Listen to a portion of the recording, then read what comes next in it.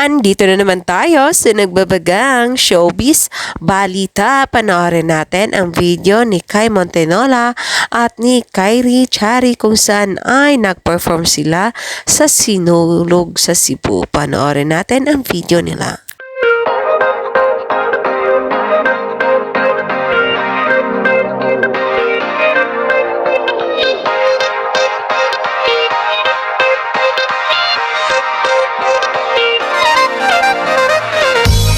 Nag-upload si Kai Montenola sa kanyang IG story kung saan ipinahagi niya sa kanyang mga fans ang mga naganap sa kanyang buhay. Isa na dito ang pagpunta niya sa Cebu para sa Sinulog kung saan ay nag-perform siya doon at kinanta niya ang mga Cebuano. Kasama niya ang kanyang collab team na si Kyrie Chari kung saan ay may chemistry talaga silang dalawa at maraming ang kinilig sa kanilang performance. Talentado din sila at mga singer nga silang dalawa. Panoorin natin ang kabuuan ng nasabing video nila Kai Montenola at Kyrie Chari at huwag kalimutang maglagay ng iyong komento sa video na ito.